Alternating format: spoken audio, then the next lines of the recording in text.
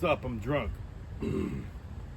Alright, well, I don't know. Figured I'd do a video. I'm about to tear down my rig, but I figured it'd be kind of cute to go through Drunk's rig. I didn't want to spend a lot of money on this because I knew that you get nickel-dime to death when you do these systems. So I wanted to make a very inexpensive setup and to learn and come into the hobby softly, I guess you could say, because I've heard about a lot of people spending like 40, 50 grand on this hobby and then they just upselling their shit and then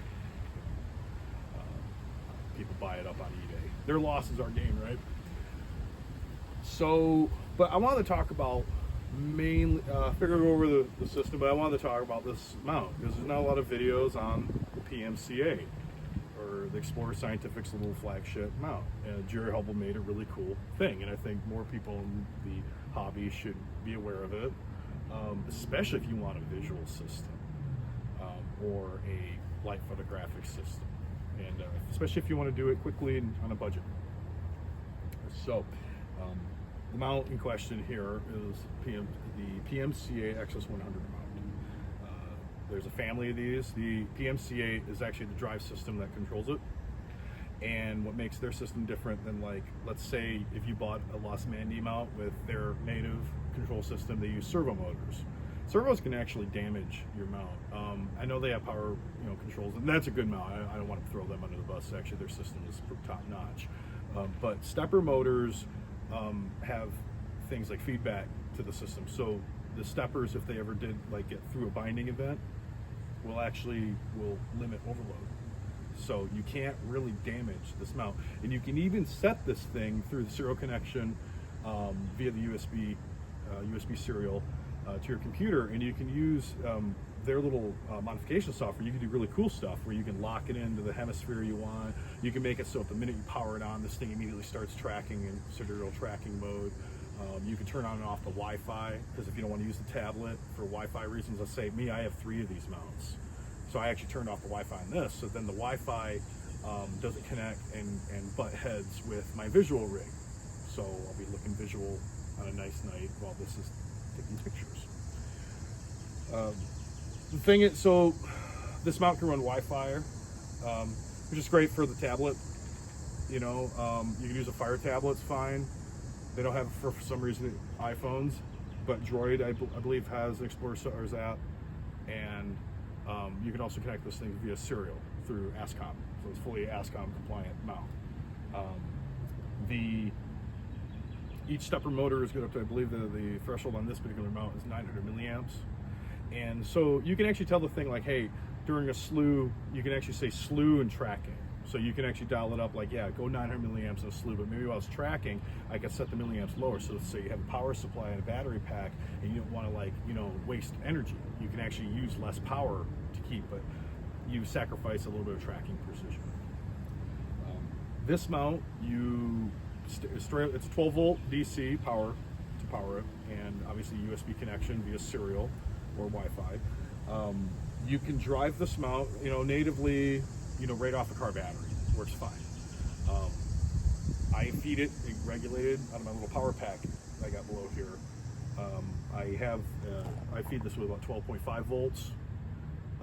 But this particular mount, you could actually drive up to 14 volts, and it actually gives a little bit more torque to the stepper motors. And when the motors get more torque, it's more responsive for guiding pulses from your guide scope. So your guide scope will help, keeps the stars and the object in the field of view at high precision. You can watch lots of videos on how guiding works. I'm not going to go into that. But I went with a very basic system, simple doublet. It's a 72, in case you're interested, it's a 72 millimeter objective lens. It's the 72 Evo, it's the Evo Star 72 ED by Skywatcher. It's a simple doublet.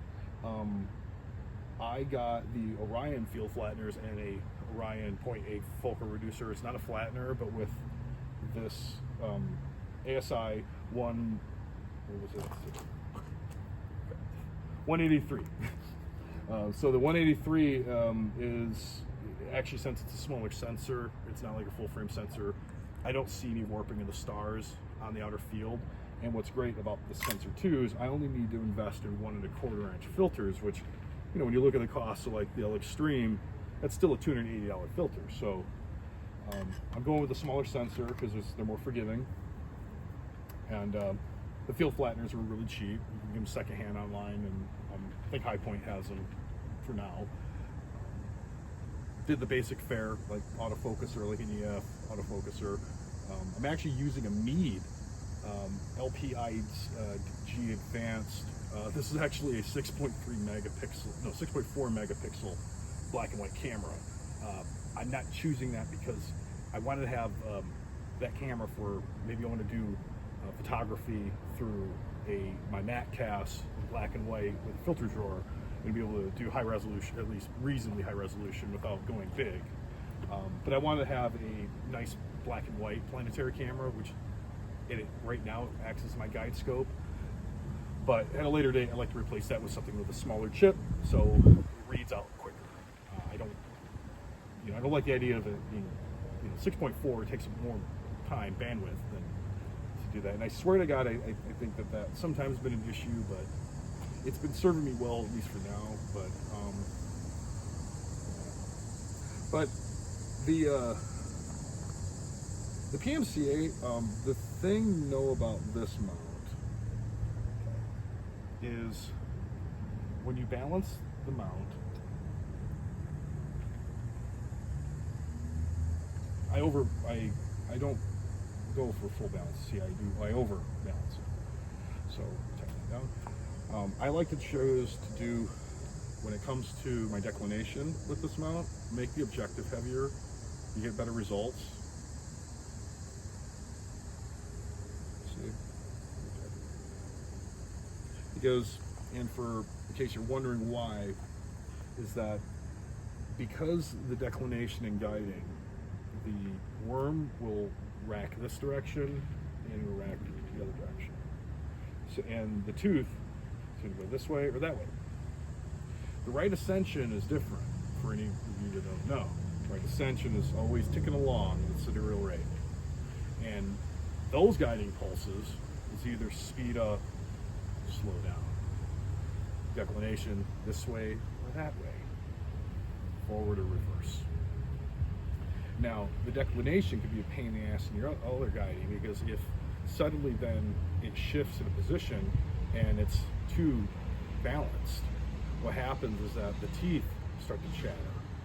And then the guiding software can't really accurately predict like how long a pulse should be. It'll like overthrow, like the spur will actually throw too quickly. It's like, oh, too much force, and you get these spikes.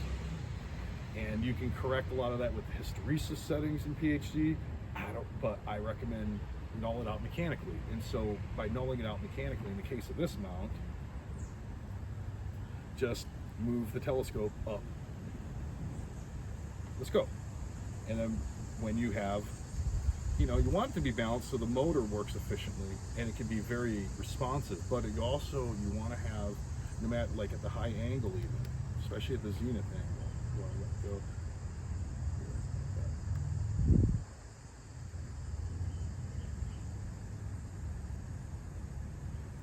You can see this. I usually like to make my system obviously east heavy.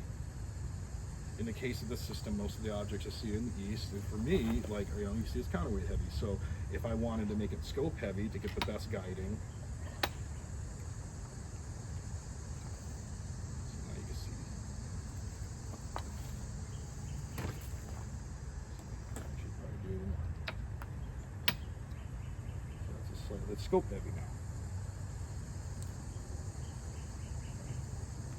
So if I wanted to track something on the west of the meridian, I'd rather have the counterweights up. So it makes it a little bit more scope heavy. Actually, I'll even take a counterweight out and have them further out. It's the flexible of having these mounts. But right now, lately, I've just been adding that. And sometimes, if I know I'm going to track beyond the meridian, I'll usually just default counterweight heavy. That's just my style.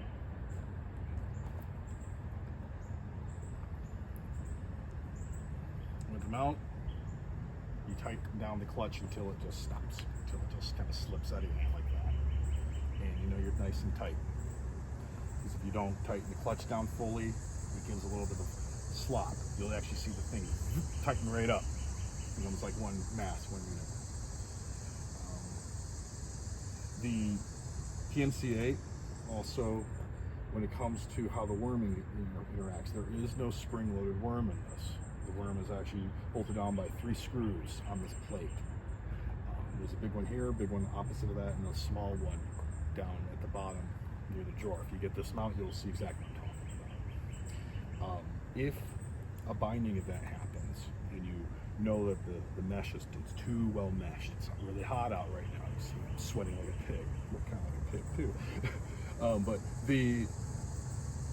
if the mesh is tightened like that, you loosen these screws, okay, and this part holds the end of that worm, that other end of the worm, and the little one is the back part that holds like the motor bracket and where the belt is connected, the little teeny one there. The main ones are the main ones, and these big ones here and here. And what you do is you loosen those screws and you slew to the spot that was giving you the problem, and you slew past that spot. And after you slew right past it, you tighten the screws back down, and then you try the slew again. And you'll notice that the system doesn't like yell at you anymore. The motors sound awful. When they hit their current limit, you'll actually hear this really grind. It sounds like a grinding sound. It sounds like the system is eating itself, but it's not. You cannot damage the worm and the gear from the current driven by this system. It'll just give up and say, nope, that's all the current you get, and the motor pulse stops, and it just sounds awful because it's wanting to slew. It's still getting the command to slew, but it just can't. And that's usually you'll notice too, binding sometimes can be very insidious and small, like you don't really notice it, like you slew to an object and it doesn't quite make it to the object, and you're like, why is that? This system is very accurate, shockingly accurate, when you plate solve and do all that good goofy stuff that we learn. But once you understand the quirkiness of that, you can strip this thing by loosening these two. You can strip it down, you can re-grease it. This mount's really cool too because it has ball bearings and needle bearings. So it has all bearings with high-end industrial grease. And don't change the grease. People say that, don't do it. There's no reason to. You want to hyper tune it, that thing I just told you is how you do it. You mesh it tight till it's close to binding, you loosen it, you slew it around, and it finds its groove, and that's where it lives. And just accept that. You want a spring-loaded system, you get a pricier mount. It's a belt drive. It has shockingly low backlash, and that's the trade-off. You look at other mounts; they'll have lots of gears, and every single gear is going to add a little bit of backlash. This system only has motor, belt, worm. That's it. But once you dial the thing in for a system, if I include this, the all-azimuth adjustment thing, that's about $100 extra. And the tripods that come with these mounts suck balls. You want to get a good one. You want to get a good tripod to put this thing on. I got this tripod. Looked like they were doing some clearance. They were clearing out stock or whatever. But you buy the pricier tripod, like the medium or heavy base tripod that will take the IEXOS. And also, one more piece of advice.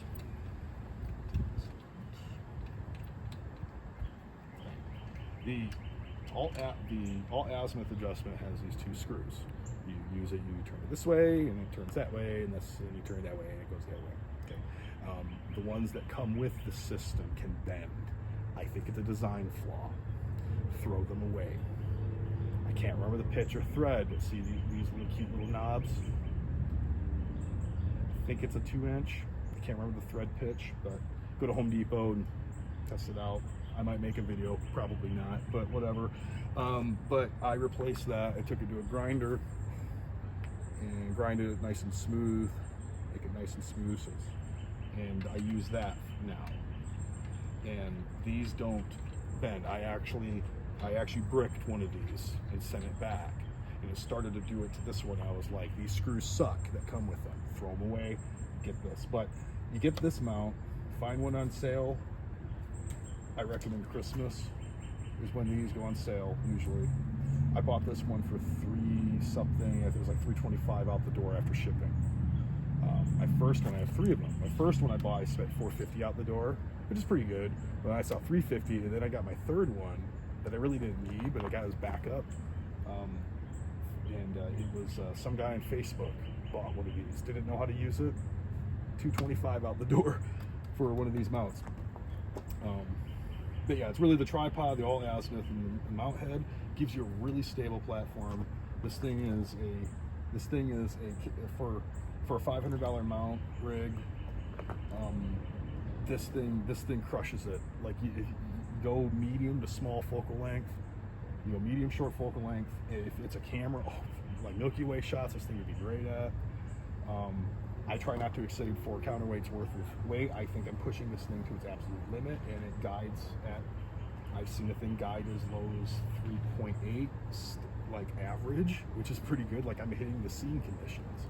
And I think the lowest, when I did my test where I drove 14 volts into the system, I think the lowest I ever seen it hit was I believe it was 2.8 something total error. Like shockingly flat. Like I actually said to myself, man, I could probably put a small 6-inch Casagrain on it and do some real crazy long focal length on it. But I was like, nah, man. But I always get nice vegan stars, nice round, tight stars. So, and really that's what we're aiming at, right? But yeah, but this scope is really good. I mean, I'm able to get the Veil Nebula and a nice framing with this system. Looks great. Really good framing. It doesn't overfill the system. Orion looks great on it. Dumbbell looks pretty good on it. Basic nebula, medium-sized nebula. Obviously planetary nebula, small objects, small galaxies. I mean, it's neat. Like you look at like big wide field areas like Mark's Chain, areas like that. It's pretty cool. And I like taking pictures of like spiral galaxies in their native habitat of infinite emptiness. That's just my style. So I kind of like taking wide field. And one day I'll probably size up to you pros and get a big scope. I'll make another video on the battery pack separate from this one. I'll probably do that next. But forgive my raw nature of this. This is my first YouTube video, so I'm like, screw it, But one thing I would say, if you want to have dew heaters, is I bought these $15 dew heaters, one for the guide scope, one for the main one. I never get dew. I didn't buy one of those expensive controllers. These things are like $5-10, and it's a little regular power supply. 12.5 volt DC in. A little Home Depot Velcro. I only need 2 straps. I get bang bang. And if I don't want to use it, I just unplug it. When I do want to use it, I plug it in. The most custom part in the system was this little wire I soldered and made this as a little connection, because all I have, you can see, I'll leave you with this, is USB 3 up to the hub that's in the camera, and that connects to the guide scope and the autofocuser, and 12 volt power for obviously the running the thermal cooler, powering the dew heater bands, and also the hub here is providing the power to the camera electronics too. So pretty much data, power, 2 wires. I wish we could get it down to 1, but I mean 2's pretty good. And cable drag has always been, you rookies out there, you will be battle. Cable drag is probably the biggest culprit to a lot of your guiding issues too. So, especially in the wintertime, and it turns all frozen and stiff. It actually looks like this, like it just floats there. But here in the summer, it's pretty limp. And get the associated hardware, that you need to make your system work. You want to get rid of flexure, make it so the guide scope is connected into this the truss rings. Push the truss rings out further. This scope has got a nice little green dovetail, which is great for visual. But if you really want to balance the thing, get rid of the green, get one of these.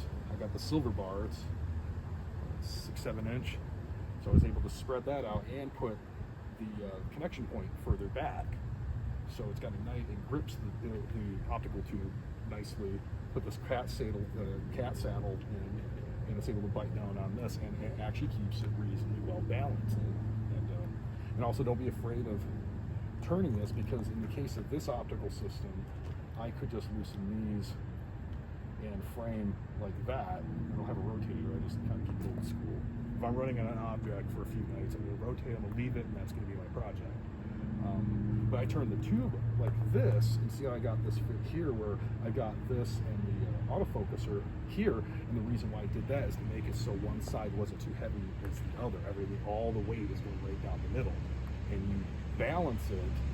But then with the IEXOS, to make the IEXOS operate right, you know, you try to make the system, the optical system, as perfectly balanced as you can, and then purposely give your predictable off balance. Like in the case of this, I pushed it further ahead, giving me my objective heavy system.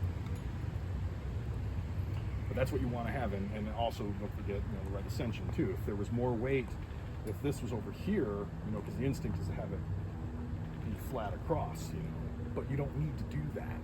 You know, it can be whatever, you know, because it's round, it doesn't care. So go for balance, but then give it an off balance, at least when it comes to this mount. Obviously, harmonic drives are more of the odd thing where you don't even care about balancing now. But with this system, though, this is how you get this thing, the guide right, and get the IEXOS 100 PMCA to, you know, to be a nice economical choice for you know, onboarding into the hobby. So, I probably could say a lot more about the mount. In software, but maybe I'll keep that for another time. But I think this mount has been underserved in the community. I think it's a hidden gem that for people that have, you know, like they're wanting to figure things out, maybe like figure out the quirks and really try to, you know, do something on a budget. Yeah, this thing is bar none the best deal I personally found online, and I'm very impressed with the results, as long as you get past the little quirks that it has. All right, well, this was Drunk. I'm sweating to death. I'm going to tear this thing down. Hope you all have a pleasant evening.